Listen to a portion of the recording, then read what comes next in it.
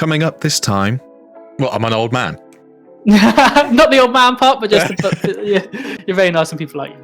So carry on listening to find out what the hell we were talking about. Welcome to episode 15 of the DraftCast. My name is Luke Headley. I'm your host and manager of Expected to Lose. I am joined by the manager of the forever name-changing Whacky Whipnuts, Tolly Oram. How are you doing, Tolly? Hello. Good, thanks. How are you? I'm good, thank you. Glad to have you back. Yeah, it's a pleasure to be back. Very much enjoyed it last time, so yeah, I'm happy to be back on the show. We're all excited for your segment. I'm sure you're going to bring up something that's going to cause some conversation, so we'll check that out later.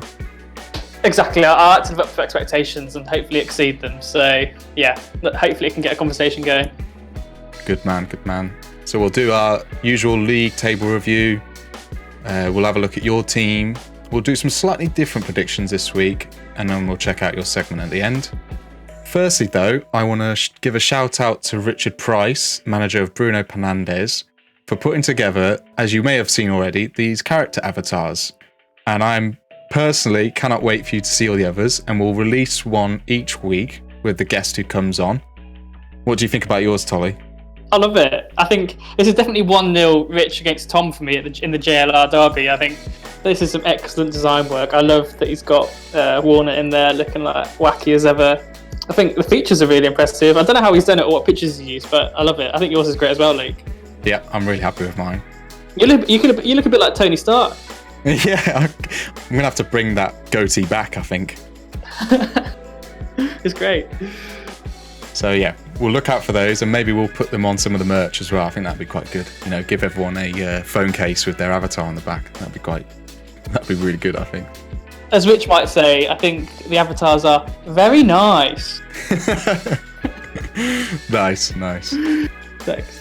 So we've got game week 27 coming up, which is the quarterfinals for the DBF Pokal Cup. 8 teams are left. We'll have to wait and see who will make it to the semi-finals as well. So that's something exciting coming up this week. Yeah, I'm pumped. I'm so glad to still be in it. So I'm happy to still be relevant at this stage of the competition. Yeah, but it's all to play for. It's all to play for, and we'll discuss that a bit later. We'll leave that for later. Got something for that later coming up. So league table. What a week! An eventful week. We've got the highest score of 97 from Tom, and the lowest of 53 from Will, the top two of the league. You love to see it, don't you, really? That's just drama at the top. Yeah. I mean, they've both been flying up the league, and Tom's really pushed on for this game week.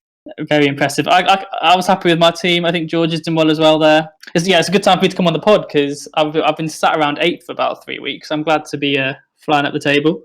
Yeah, it's good to see some more movement at the bottom. Really bunched up as well. What is it? Yeah. Let's have a look. It's what? 30 or so points between 3rd and 8th. 1 point between 9th and 10th. I mean, there's less points between 3rd and 8th than there is between 1st and 2nd. So.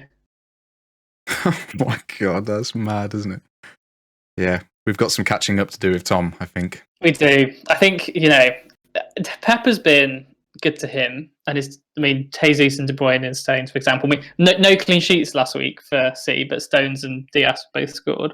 Yeah. And he has Stones. I think what will be a struggle for him is that game week 29, where City don't play, Chelsea don't play, United aren't playing, Leicester aren't playing. There's barely any. There's like 4 games on.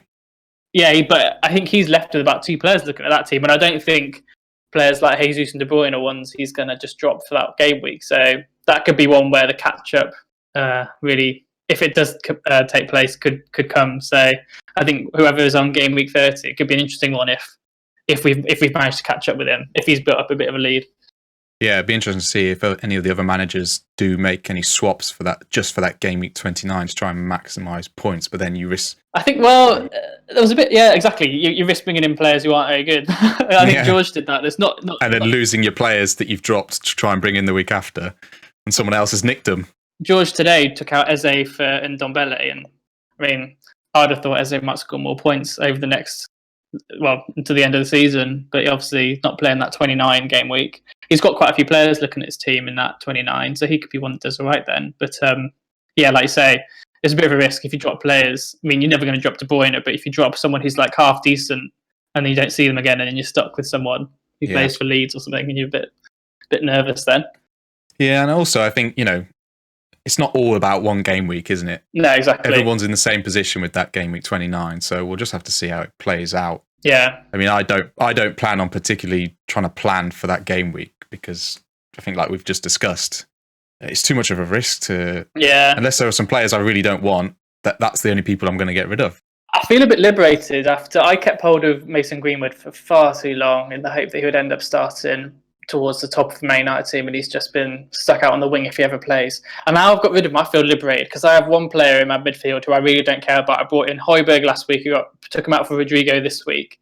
So he's the one where I can maybe cut in someone for that game 29. But like you say, I wouldn't make any wholesale changes because I don't really have. So it's quite nice to have that player. Like, as much as I'd love a draft team which are perfect and you don't change, it's quite nice to have that one player who I actually don't care about and who I can mix and match for a double game week or for a game week where no one else is playing. But like you say, I don't think wholesale changes are on the cards for many people. No. And like you say, it gives you a bit of flexibility having a couple of players that you can just rotate in and out every week. Yeah, I think yourself and Tom are quite good for that. You rotate players out quite a lot, like the fringe ones, and so does Tom.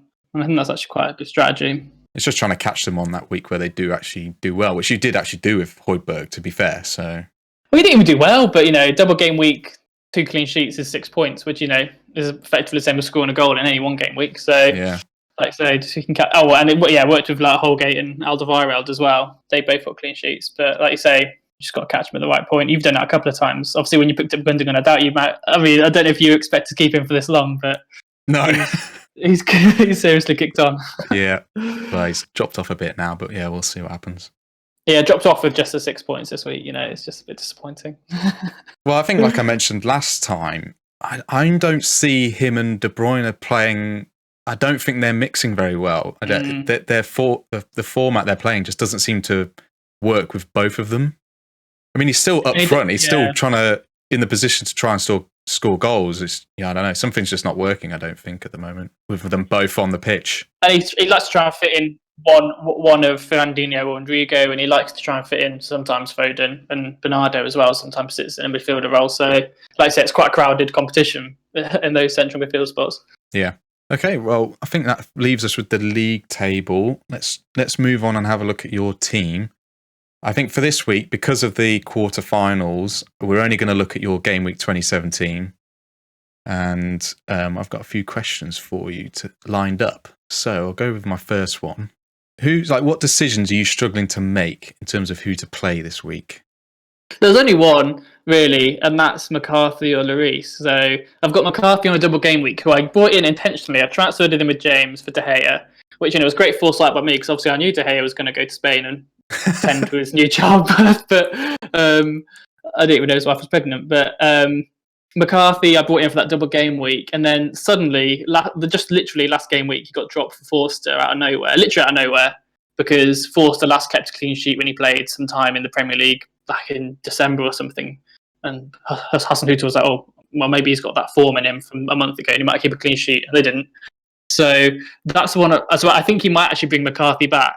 But then again, Forster didn't do badly. So the risk is if I start McCarthy and he doesn't start against Sheffield and he does start against Man City, and then he concedes loads of goals. So I mean, I brought him in for this game week thinking that he'll get potentially a clean sheet against Sheffield and maybe a couple of save points against City, and that would be a nice score. But he might not play at all in the end, or the worst case scenario, he might just play that second game, and that would be terrible. But I've got Lloris, and Lloris, Crystal Palace at home, seems like a possible clean sheet, seems like possible 6 points, which probably shouldn't be too many different points to McCarthy, but that could really bite me. That's the only one I'm really struggling with. Yeah. Holgate, Chelsea away. I think Chelsea will score. They look quite good. Everton did keep clean sheets in the last 2 games, but I don't. I think Chelsea should score. Martial's just been annoying, and he's actually also possibly injured, so I'll leave him out. I'll probably left him out anyway if he was fit, because he's not really starting or playing entire games. And then Iheanacho I've just brought in for Giroud. Actually, that was a tough transfer to make, because Giroud, if he does play, looks like he might score. But Iheanacho's got a couple of nice fixtures. But then again, I don't want to drop anyone out of that 11. Rodrigo, I could. The thing is, any of those on the bench could actually outscore Rodrigo if Rodrigo only plays one game. But with the double game week, as we just mentioned about Højbjerg. I'm trying to hope for the same there. So yeah, the only real decision for me was the keeper, I think. Yeah. But otherwise, I'm pretty happy with it. I hadn't really planned massively for this game week, but looking at the matchups, it's quite nice. Even my single game week players have quite nice games. Yeah. When I first saw the draw, I was a bit more nervous, but looking at that 11 now, we'll see. Well, yeah, we'll get onto that. We'll get onto that later. Don't you worry.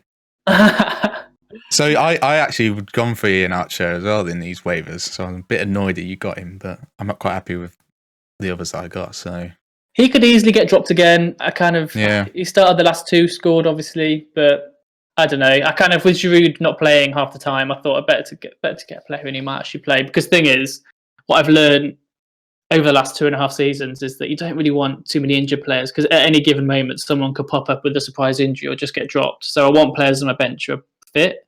Yeah. So Iheanacho, somebody might play, and Giroud probably won't play at all. So might come back to bite me. But I kind of want players on the bench who at least can bank on to get a couple of points. Yeah. So we would probably touch on this a bit, but is there anyone you're worried about being rotated unexpectedly? So I think this is it. So just on that keeper one, I think I'm going to start Lloris, to be honest. My heart says Lloris. The other word, if I did start McCarthy, I'd be seriously worried about him until I see the first team sheet.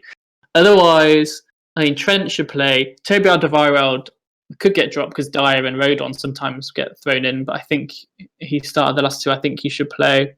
Cancelo should play one of the two. Mahrez, Rodrigo, Minamino, Armstrong. To be honest, none of them are like 100% starters, but I think across a double game week, they all should start at least one. So, I mean, the ones I'm worried about who might not start are all the ones in the double game week, so I'm feeling a bit more happy about that. Yeah. Otherwise, yeah, Rafinha, Trent, Lloris, and Castagna and Calvert-Lewin are all nailed on, I think, unless they're injured. Fair enough. So, who are you looking to score big for you in this very important game week? I mean, I think it's got to be... there's two players, I would say. First one... Well, actually, I'm looking at my team now. Possibly three. So the first one, unsurprisingly, is Mahrez. He's, for some reason, unlike Pep, has started and played 90 minutes in the last 4 games, including a double game week, which may suggest, he's going to get dropped next game, which probably could happen. But across those games, he scored 2 goals and assisted 3 times. So if he can keep... If Pep actually thinks, he's on good form, I'll start him, and he plays both games, that could be serious points. Number 2 would be Cancelo for similar reasons. If he does start both of them, Man United are just not very good at the moment. So I could see that being a City clean sheet, and I would hope they keep a clean sheet against Southampton as well. So if he was to start both of them, that could be double figures. And the third one, a famous last words potentially, but Trent at home against Fulham. Fulham aren't too bad, but I quite like the idea of Liverpool at home. They need to bounce back. They're in terrible form. And a home game against Fulham seems like the perfect chance. And a clean sheet and maybe an assist or a goal from Trent would be overdue and very welcome. So those 3, I think, are the ones I'd be looking to. Very good. Some good answers there, I think. Yeah, it's going to be interesting. Like I say, the rotation side of things. Yeah, exactly. It's impossible you can't to predict. It. Yeah. You can just hope that if you have someone in a double game, especially with Pep players, if you have someone in a double game, you hope they will play at least once. I mean, I think Jack might have got a bit in this week when, I don't know if Bernardo played at all, but usually you can hope they'll at least bank some points. Which actually, to go back to the previous conversation about Tom's team, that could also be the problem he faces in the future, I think. This week, game week, and last game week, having lots of City players works when there's a double game week because they're guaranteed to usually play one. But once we get into territory of single game weeks again, which should be status quo, it could be more difficult for him because if players like Stones and Zinchenko don't play in a game, which could easily happen, he's now stuck with 2 extra players who don't play, and whoever he's got on the bench needs to play. So again, that could be an interesting one to watch in the future in terms of how we can catch him up. If his players suddenly stop playing, not through any bad form, just through Pep being Pep, that could be a point of difference we could exploit. Yeah, definitely. And I think that's why he's trying to get rid of Zinchenko at the moment, isn't it? Desperately. Yeah, I don't think he free agented him in the end, but I think he might do in the future. And I'm not sure anyone will necessarily pick him up, especially if Kyle Walker's going to start playing a bit more. Yeah, I don't know. I think sometimes people can give away too much when they say, I'm particularly trying to get rid of this player, and then ask you for ridiculous players in return. You think, well, you're trying to get rid of him, so... Yeah, exactly. You clearly don't rate them, and then you're trying to get me to rate them. So yeah, exactly. It doesn't quite work sometimes, but he could, like you say, if he plays and they keep clean sheets, he's going to score, isn't he? So it's impossible to predict. So yeah, I've got no more questions for you on your team.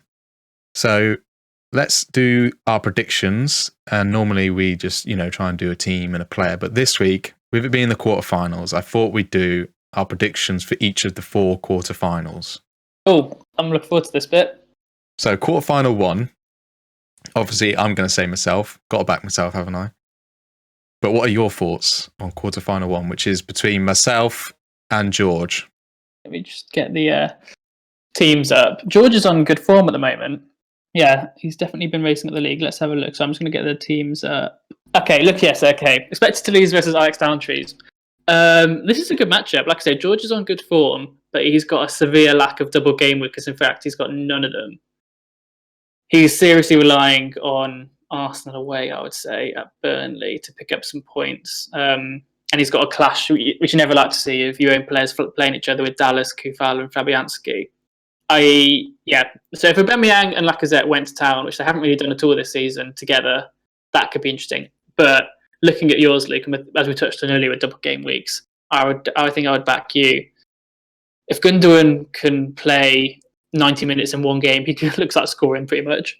Ward-Prowse and Adams, again, double game weeks. It's not even about necessarily the quality of them or someone like Adams. It's the quantity you'll get. If he plays twice, 90 minutes, you'll get 4 points, which, if you have a single game week player, you're expecting an assist or something to pick up that many. Yeah. Your defence, I think, is a bit...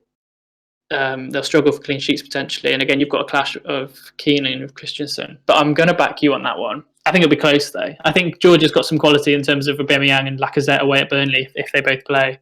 Maybe Firmino at home. But I think with your double game weekers, I think that should tide you over. I hope so. But yeah, I think you're right. It's going to be... How do you feel? I think it's going to be a close one. You feeling confident? I have to say I'm confident, don't I? I can't not say, but... I think you've given all the reasons you've said there are all valid, and yeah, it's going to be interesting. And you're right. A lot of not sure on all of my defenders keeping clean sheets. I'd quite like the Chelsea-Everton game to be 0-0. So we'll see. I think that Ndombele transfer could be interesting. If Eze was to score against Spurs in that game, that would be quite funny and quite ironic. But yeah, I mean, you're a bit lucky with Dyer because Dyer was playing quite a lot for Spurs and he seems to have been dropped now. But yeah, I'm hoping he'll play this week because he didn't play in the double game week, so maybe it's just sort of a resting. Irritation. Yeah, we'll see. But I think I would back you, but like I say, I think it's close. Yeah. Okay. Quarterfinal number 2, which is Roque Santanudes versus Emil Pesky. So Jack and James. Let's have a look. So I can see James's team. I mean, I don't know what to make of James's team, to be honest. Aguero, double game week, but is he actually going to play more than 60 minutes across those 2 minutes? Kind of doubt it. Mane, home as Fulham, but then again, Jack has Salah, so that kind of cancels out, really. Either could go to town. I think James needs Vardy to pick up. He kind of needs Vardy and Mane to perform and Walker to play for him to do well. I mean, Rich very kindly bailed him out of a keeper crisis. Jack's team, there? I know that is, like I say, it was just like the Fernandes trade, but far more lame. Like there was no real, I mean, unless it's not a loan and Rich keeps the hair permanently, that could potentially work for him because he might get some points when De Gea comes back if he keeps his place. But I don't know, that was a bit dodge. But then again. James did also pick up Ramsdale in re-agency, so he was never going to be totally stuck. Yeah, Jack's team, like I say, Jim's got Mane, Jack's got Salah, and Jack's also got Sterling double game week, Bernardo double game week, Robertson, Fulham at home. So I think I'd back Jack on this one. Also, Richarlison looks like he's doing a bit more nowadays. Yeah. It's just interesting looking at his bench is interesting because, I mean, Harrison until recently was like a nailed-on starter, probably points. Lucas in and out of the team. I mean, that Carles Walker-Peters, I think, could bite him if he was only to play that City game. That could be negative points. But I would go Jack. Just the Salah-Sterling combo makes it very hard to bet against. Yeah. Would you agree? I've gone for Jack as well, yeah. Yeah. I mean, if Mane was to do something or Vardy was to do something particularly exciting, I think you could see James win. But on that bit, on the current team sheets, I'd say Jack. Okay. Quarterfinal number 3, Bruno Fernandes versus Team Row 3.0. So that's Richard and Tom. I've gone for Tom. No surprise there. The league position kind of dictates that. I think you're looking at a bit of a mismatch there. Yeah. I think Tom. Yeah, he's got a massive double game week this week again. Like we just mentioned, doesn't mean they're all going to play, but they'll definitely pick up some points. You expect Jones to start at least one. De Bruyne probably will get them both. Jesus should start one. Mount's playing well. If Alonso starts, which he well could do, that's points. He's got Isaac on his bench. Edison, 2 games, could be both clean sheets. I would say Tom, which is a shame for Rich, but I would like a cup upset. That would be the most almighty of cup upsets, I think, if Rich could pull that off. But yeah, definitely. It's hard to bet against Tom, I think, looking at those lineups. Yeah, it's you'd like to say it's unfortunate for Rich, but that's the way the cup draw goes. So yeah, we'll see. Good luck, Rich. Yeah, exactly. Yeah, so may the odds be ever in your favour. Yeah. Right, quarterfinal number 4. Gareth Northgate versus the Whacky Whipnuts. So that's Will and yourself. This is the most exciting one. Not only because I'm in it, but when I got drawn, he was top of the league, and I think I scraped into the cup by the second last place, maybe even the last place. And as you saw in the WhatsApp earlier, he was almighty confident when he saw that. He said, I'm against the weak team. I'm on form. Words to that effect. It's over. But looking at his 11, I feel happy. I've got quite a few double game weekers. He's only got a couple, one of which is Bednarek. I mean, he talks about an injury crisis. He pretty much lost Barnes and that's it. But he's still got Fernandes and Kane. But Fernandes doesn't have the best matchup, and Kane could score. That could be my Achilles heel, I think, this week. Because if Kane goes to town, there's nothing I can do about it, and he could easily score a hat trick against Palace. Werner could be here or there. He could score, but he might also not play.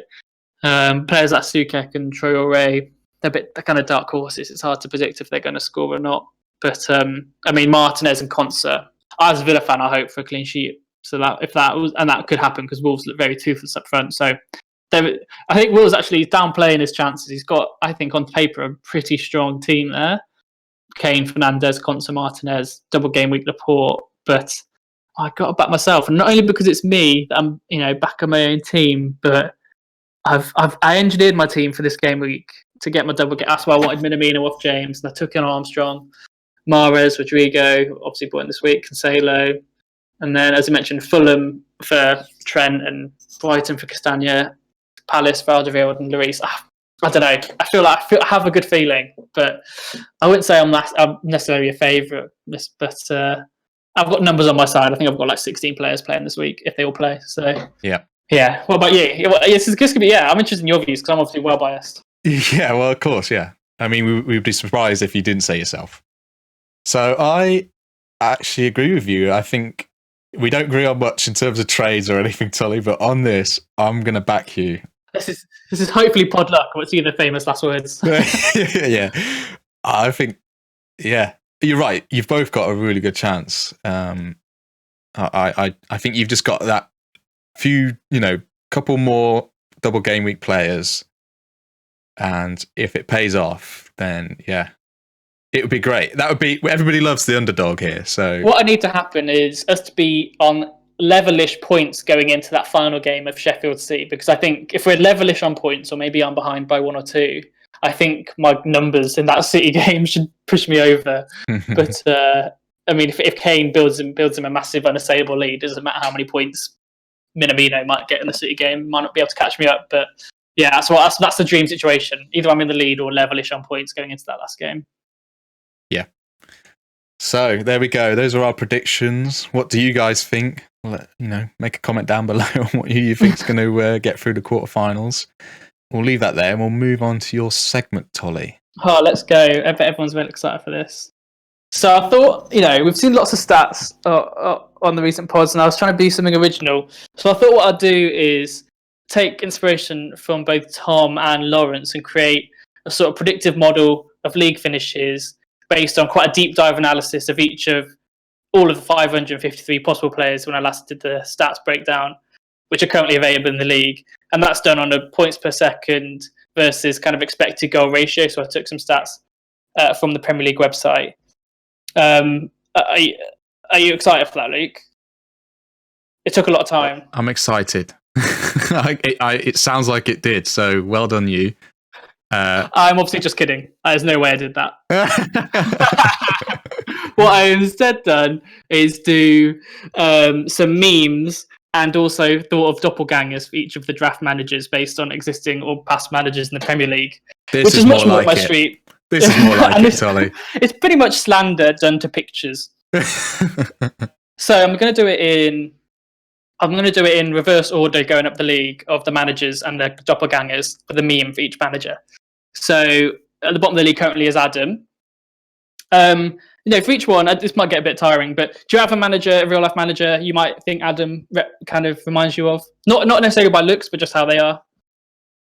I'm really not the person to be asking this. Okay. I don't know. Okay. I couldn't name you 3 managers, probably. I think you'll know all these. I'll lead you then. So I've gone for Arsene Wenger, specifically post 2004 Arsene Wenger, and there's a couple of reasons for that, as you'll see. So, firstly, I think Arsene Wenger and Adam both have a commitment to what they can see as fair play, either in Premier League or the Draft League, and also how they want the game to be played.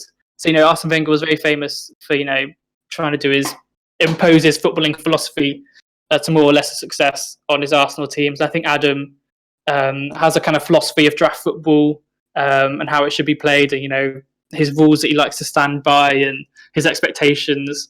So I think they both have kind of that footballing philosophy. Obviously not in the same context, but I think they both have that kind of bit about them.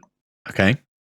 The second reason is, and let me know if you disagree with any of this stuff. The second reason is they've clearly spent a lot of time in the game. So Arsene Wenger was managing Arsenal for decades, been around the houses in different countries and stuff like that. And also Adam, I think we would all respect the fact he has a lot of football knowledge, probably spends the most time out of all of us watching actual football games, on stalking the depths of football Twitter, researching, doing the hard research. Yeah, so I agree with that. I thought there was a similarity there. The third point is, I think they have a tendency to feel hard done by. I feel like when I think of Arsene Wenger and his post-match interviews, when inevitably they were disappointing their fans and not finishing where they wanted to finish, I feel like there was a bit of like, the world's against me and there's nothing I can do about it. And I feel like, Adam's not a self-pity person, but I feel like he feels hard done by sometimes in the league. I feel like he knows or feels like he's drafted a really good team and then it doesn't work out. And he feels a bit hard done by. I mean, we all do, but that's just something I thought was similar. And then I think I've got one more. Oh, mate, I have 2 more. This one is odd decision in the transfer market. So in Arsene Wenger's case, he was known for, not investing in really clear positions or just not investing money. And the board would say, you have loads of money to spend. And he would be like, I don't want to spend it. I trust my team. And then he would finish 4th again. And everyone was like, well, you probably should have invested. On the other case, Adam, the one I'm thinking of is that Kane trade where he gave away Kane and in return for Diaz was actually a good trade in some respects, but he lost Kane and Barnes, who both have done really well since. And I thought it was just an odd decision. I thought that was maybe a panic January transfer. So I thought, there were maybe different types of odd decisions, but I thought there was maybe a similarity there. Yeah, I think I've got one more for him. And that's always seems to be building for next season, which is why I've chosen post 2004, because obviously Arsenal won it in the early 2000s, the Premier League. But after then, I feel like Arsene Wenger was always building for the next season. We're finishing 4th this year, but we're pushing next year. We're finishing 4th this year, we're pushing on for next year. Right. And that next year never came. And I feel like with Adam, he's resigned to the fact that he's not going to win the Draft League this year, but he's pushing for next year. And maybe that was similar last season. I don't know. I just feel like there's a bit of similarity there. I don't know if you agree with any of that. I'm not trying to slander anyone. I've only been in 2 seasons. But yeah, I can kind of see what you're getting at, yeah. And then I've got a meme for everyone. So a meme for Adam. I wanted to get a picture of this, but if you think back to the scandalous trade, which obviously I like to bring up at any given opportunity, he kind of was egging Rich on to trade Fernandes out for Pereira in effect. And I've given him the meme where, Rich can't win the league if he convinces him to give him to Will, because that didn't really benefit Adam in any way. But, and I don't think any of us would have agreed that it was a good trade, but especially in hindsight. But that's what I've given him for this one. let me know if you're... Yeah, I see that. It might be better if you done. I can help Will win the league by convincing Rich to train for that days. The master tactician. Go for the meme of three times winner. Yeah, I mean, there's a recurring theme because obviously I have to reference that on Rich's slide as well. And coming on to it, so Rich obviously is second bottom. I'm gonna have to remember myself who I've given everyone. Oh no, I've given him the classic wheeler dealer Harry Redknapp, and I think, I mean, if anyone knows Redknapp for any one thing nowadays, apart from dodgy tax dealings where his dog was his resident tax person. I was going to say rolling polies. I've gone causes absolute chaos in the transfer market. So building on what I just said, that trade at the start of the season, it's still living rent free in the minds of every other person in the league. Yeah. I think if Will was to beat Tom by a couple of points, everyone's going to be a bit like that first trade in game week 2 really has appended what we thought about keeping hold of tier 1 players and tier 0 players, and maybe it's worth it for that banter respect. But that's what I've gone for. And I've got another point for him, which is that good for the banter, but his management performance has probably seen better days. So Redknapp, I think he ended his career at Blues in the end, wasn't doing particularly great. And again, Rich, he started off right, kind of like Redknapp's career. He had those glory days at Spurs and Portsmouth, but he finished off at Birmingham City. Rich was doing all right mid-table, even top half for quite a while, and now he's kind of towards the bottom. Doesn't look like he's going to recover. No offense, Rich, but just looking at that 11. So the meme I've gone for is, this is Rich looking at the rest of the league absolutely burning. Oh dear. Pouring gasoline on it. Yeah. Oh god. To the reigning champ as well. Oh, unbelievable. But it's been worth it. Maybe just for the chaos it's caused. Yeah. The next person in the league, I had to reshuffle these slides actually quite a lot because there was quite a lot of movement in the league last week. So this is Bear, who was 4th, I think, and now he's 8th. And I've gone for the crazy man, which is Marco Bielsa, sat on his little what is that? It is, bucket. I think it's a drinks bucket or something like that. He sits on. He's a bit nuts, and I've got a few reasons here. I hope that's not the reason you're using to compare it to Lawrence. He's a living meme. I mean, I've got memes for everyone, but Lawrence, no other person has an emoji as their name. True. And I think Lawrence is the living meme of the Loza Bear, not in an offensive way, just in a factual way. Just we all love him as the literal emoji bear nowadays. I don't know who else who I refer to in such affectionate and emoji and meme-worthy ways. And Bielsa, I think he is actually a living meme. He's just crazy. And, there's no one else like him. The second one is loves dishing out random stats under pressure. And there's a specific case on this. So last week, I remember on the pod when he was on, he came in with his very in-depth stats of, points per minute, which I really enjoyed. But it reminded me of, and he'd been under pressure because he kind of had fallen out the cup that week and not done very well, and everyone was giving him slander and he wasn't really responding. And it reminded me of when Bielsa got found out for sending spies to Derby's training camps, and he got found out and it was a big hoo-ha, and his reaction was to do a press conference about how he does football statistics. So it reminded me of that. When he's under pressure, his random reaction is just to whip out very in-depth stats and prove that he's on top of everything. So that was a specific case in point, but I thought it was relevant from last week. And I think I've got one more. Oh no, maybe two more. So good start to the season, but proved unsustainable. So Marco Bielsa, when he came up to the Prem, he surprised everyone. And maybe when he first went to Leeds, actually in the Championship, he had a really good start to the season, but then it proved unsustainable. And I think that could be I don't want to speak too soon because the league is really close, and he's got players like Son and Rashford. But he had a really good start to the season, was top in around first, second, third, and now it's dropping off. So if it continues, perhaps that good start was unsustainable, just like Marco Bielsa. And then the last one is more of a dig. I have to give out something for people to nibble on. Is that based on the lack of communication, it's unclear either can speak English. So I don't know if you've ever seen Marco Bielsa do interviews, but he has a translator. That's no diss. Oh yeah, I think I've seen that. Yeah. Fair enough. I can't speak Spanish, so that's not a diss at him, but he does do that. And obviously, Bear gets a lot of heat for not talking very much in the WhatsApp chat, either fairly or unfairly. But That's how it is. And so my meme plays on that last bit, and it's him. Anytime there's a message in the WhatsApp chat, he just pops out. He turns it off. To be fair, during the working day, Lawrence does have one of probably the highest responsibility roles of anybody in the group. This is true. And I've been off work I've been off today, and I've been off work a few days recently. So yeah, it's definitely easier to just chat the crap in the chat when you got nothing on. But yeah, exactly. Maybe it's unfair to get that criticism he gets, but it is something that's directed at him. The next one, James, my brother James. So, do you have okay? This is one you might be able to guess. Do you have an idea of a manager I might put for James? He's a really famous manager, still manages in the Prem. No. So I've gone for Jose Mourinho. All right. And this is not based on the fact that he's an absolutely quality manager necessarily. It's that he seems to mainly be into football nowadays to cause arguments. So he loves causing arguments between himself and other people, just between other people, causing chaos in the WhatsApp chat. And Jose Mourinho, he's obviously an awesome manager, but nowadays in the press conferences and just is on social media and with All or Nothing and stuff like that, he just loves to be in there to cause the controversy. So I think that picture's perfect for it. He just loves winding people up. And it's strong coming from me, admittedly, but we are related. The second one is no loyalty to his players. Jose loves stringing his players out to dry. And obviously, you're at the bitter end of that right now with Eric Dyer, but he did it to Luke Shaw.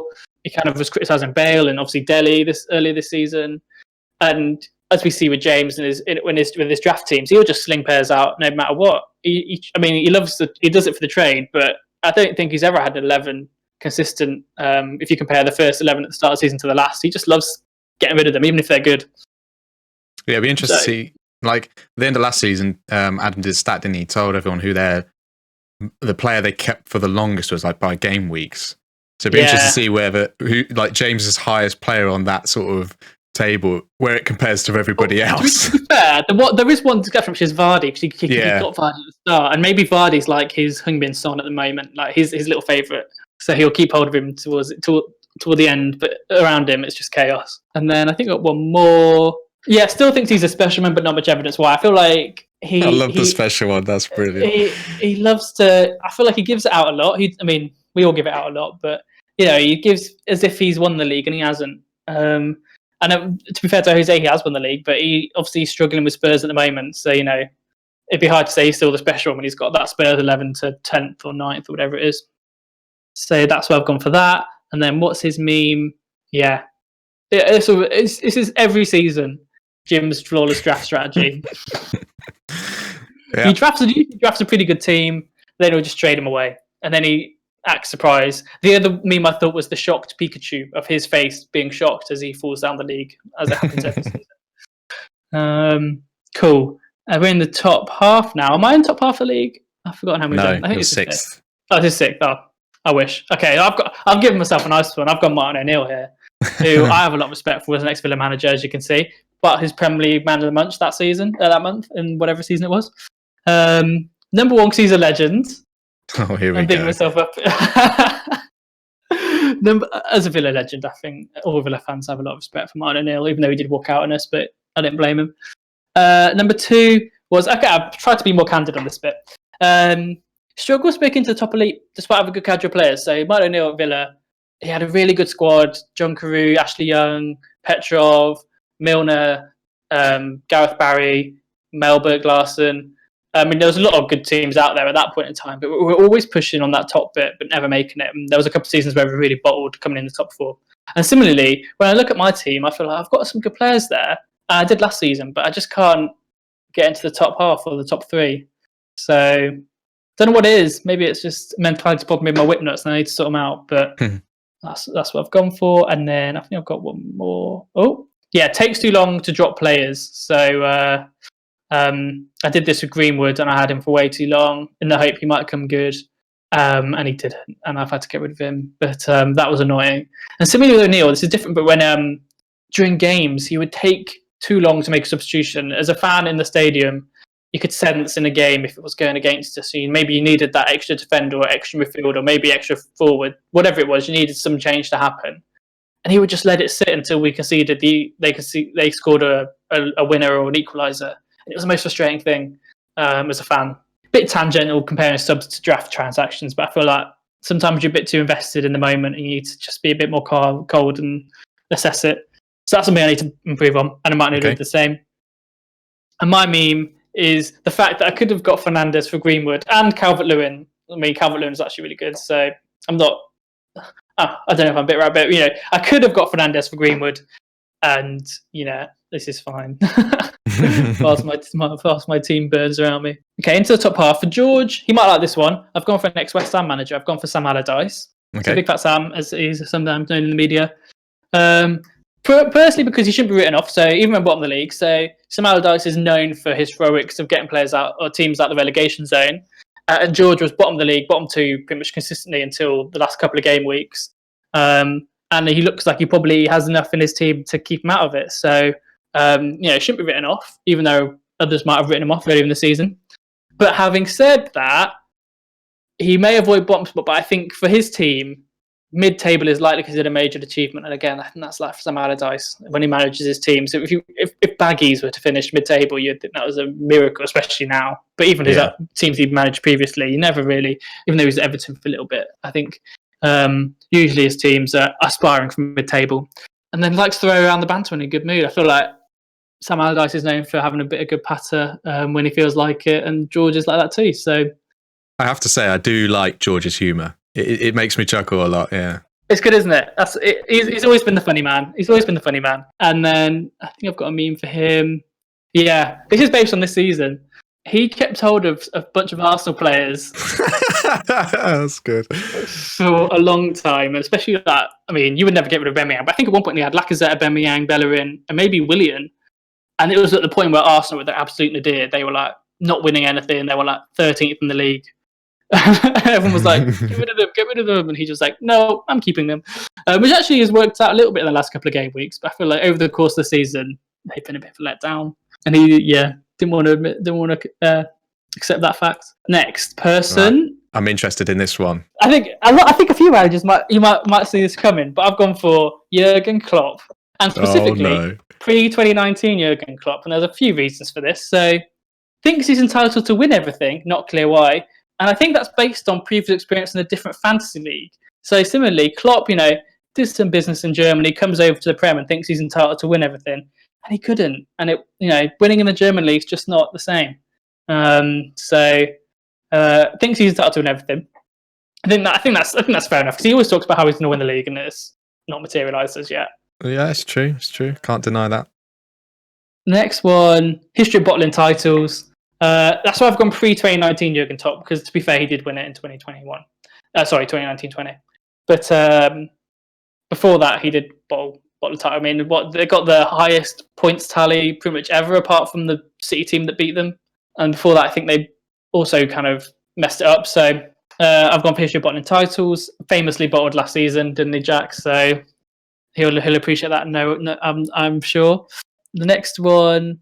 Yeah, this is a good one. We'll blame one injury for an entire season in crisis. So I think he got an injury to Callum Wilson, and then suddenly, this is Jack, and suddenly that's his season over. But he's coming back a little bit now, but kind of threw us into a tailspin. Similarly with Klopp, you get one injury to Van Dijk, granted a good player, and suddenly can't win the league, as if you shouldn't have a whole squad, and you didn't have a whole January transfer window to make up for it. So tendency to blame a singular injury for the whole season going off, of course. I feel like Jackson really enjoyed this one. And then the last one... Yeah, I feel like my silence is probably Jack's silence as well. Tends to lash out when losing. This was a bit more in the past few weeks when his team wasn't doing very well.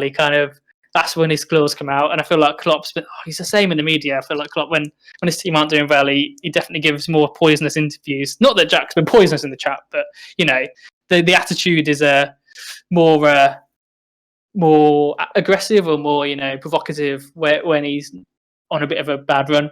Yeah, but I think he gets prodded a lot more than anybody else, to be fair. That's true. And I think that's the same with Jurgen Klopp, to be fair. I reckon the interviews he gets are probably far more annoying than other people. Yeah. And then the last one, this is one for all the people on the draft the joint stag a few weeks ago. But good looking. As well known on that Zoom call. Jack was good at being good looking. I think most people would say Jurgen Klopp's one of the better looking managers in the league. And what have I got for a picture? revenge tour. In the Is that one of the ones hear you that put word in? a lot.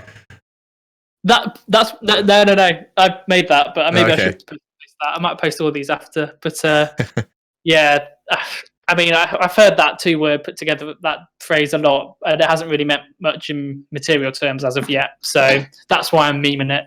Well, I'll say this for Jack: if he wins this league now, Tolly, he's gonna make. There needs to be some sort of bet here for that, I think. See, I've caveated it to pre-2019 Jurgen Klopp. So if he does win the league, I'll be like, well, you've lost him into 2020 Jurgen Klopp. He can actually deliver titles. Yeah. So next one, I think Jack's gonna enjoy that one. Next one is you, Luke. It's gonna be awkward trying to. I'm not trying to convince you here, Luke, but I'm trying. As you can say, I've not pulled any punches on the other ones. So we'll see how you feel this. Yeah, that's fair enough. But this one, so you're the only one who gets a live reaction. But this one, I've gone Roy Hodgson. Right. Okay. As you can see, pulling a great face there. So the first one is tends to be cool, calm, and collected. I feel like on the podcast, on the chat, you're generally quite cool, calm, and collected. And I feel like Roy Hodgson, more or less, is like that.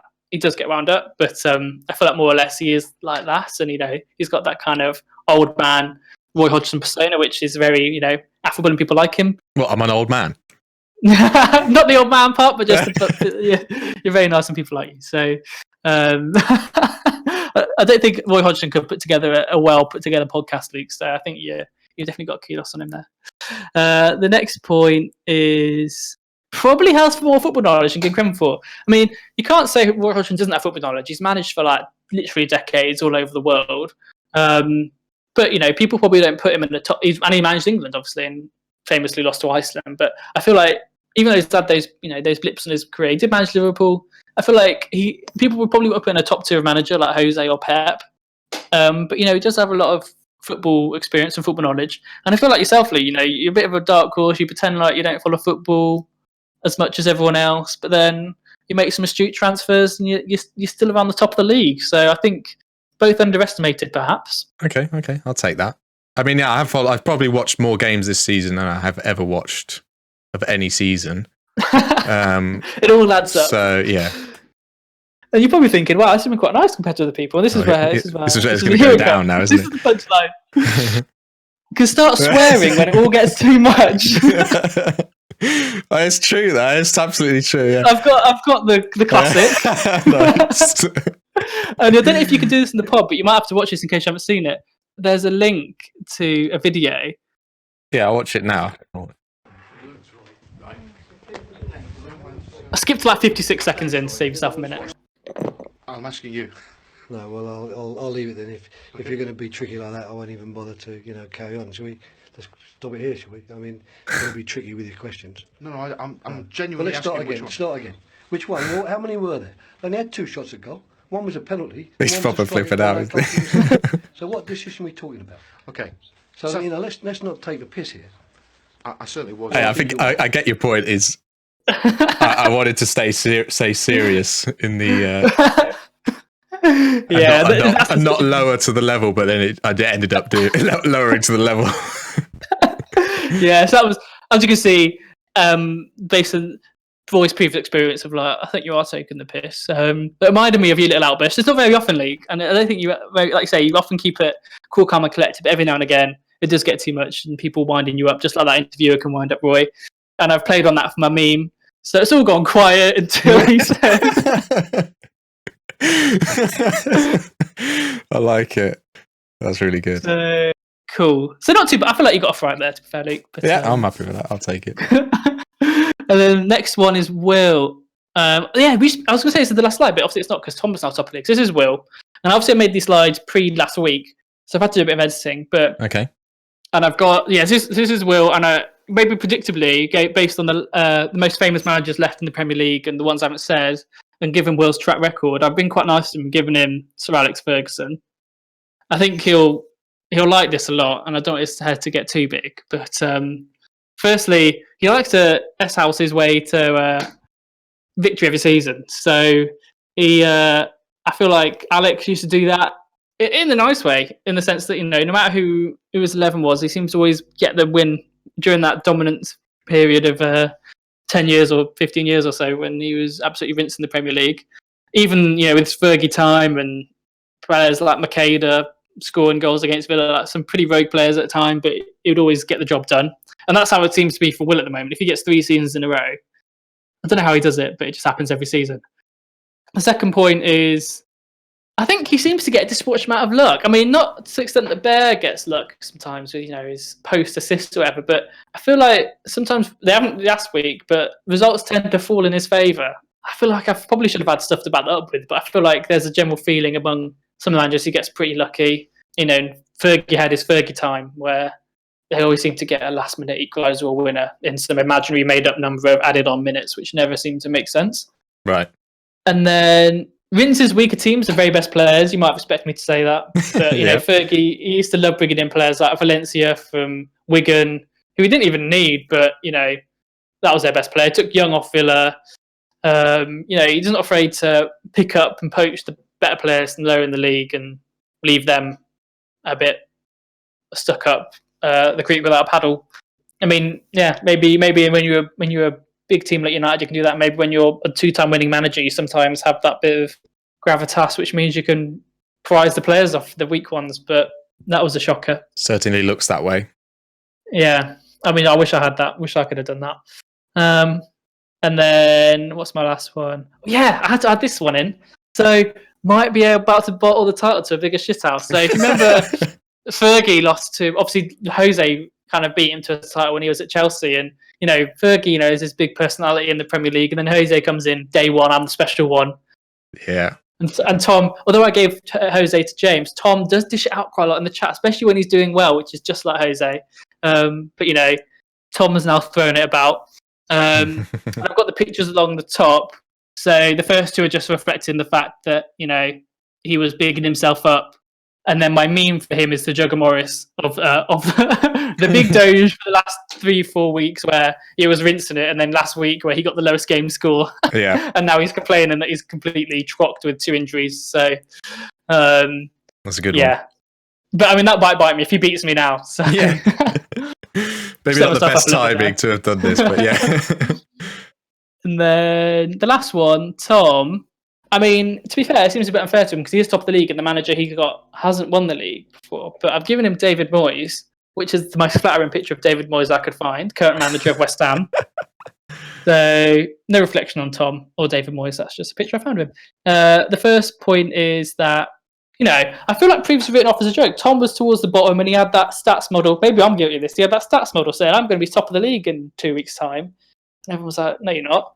And lo and behold, he's at the top of the league. Yeah. And maybe even last season. I mean, last season, or was it the first season, he did pretty terribly.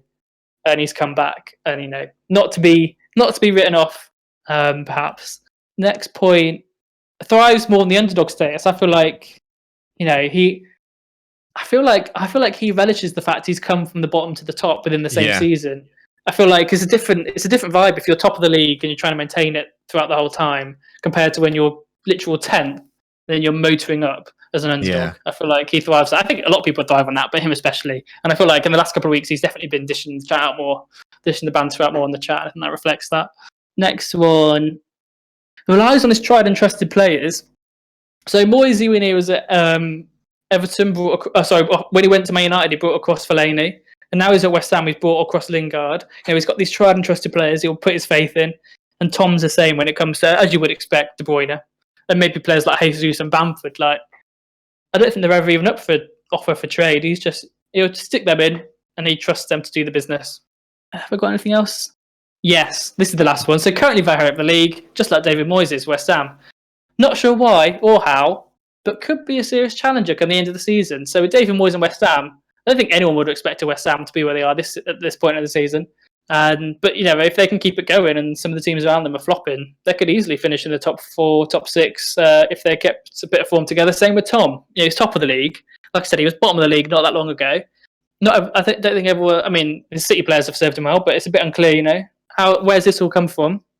But if he can keep it going, as we said before, there's a bit of big if there. But if he can keep it going, he could be a serious challenger. So good luck to him. And what's my meme? Yeah, Bernie Sanders. Because there's a meme where he was like, I'm once again asking you to do some political something. Yeah. And I feel like every week Tom's like, I'm once again asking for Pep to save my week when he needs De Bruyne or Stones or Zinchenko or Jesus to do something for him. And that wraps up my segment, Luke. Thanks for bearing with. How did you find that? That was good. I like that, Yeah, Tolly. you enjoyed it? Well done. I think I'm gonna get some nibs, and I hope I do. Yeah, fully definitely. welcome the feedback in the chat. So hope you enjoyed it. Yeah, no, brilliant. Yeah, definitely. After the episode's gone out, you can release those memes for the group to use. To the wild and see what happens. Yeah. See what I get back. Yeah, definitely. No, great. Yeah, we've gone over on time by quite a lot, so we'll try and How wrap long it are up. we? We are currently over an hour, so Oh, really? we need to Sorry, wrap up time. Yeah, there was quite a lot of. Sorry, I waffled quite a lot there, and there was quite a lot of stuff you could probably get out. Sorry, Luke. I think to be fair, we got up to easily to 40 minutes before we really started your segment, so it's fine. I hope everyone enjoys it.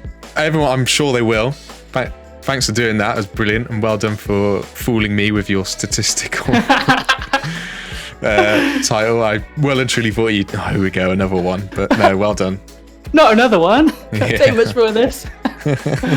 Cool. Okay. Well, thanks for having me on. Yeah. So, good luck for the cup. Thanks very much. I'm too. hoping you do it, but we'll see. Yeah. Me too. Thanks for listening, everybody. Remember to subscribe, like the video, leave some comments down below of what you'd like to hear from us next time. This is the DraftCast, and remember, draft is life. See you next time.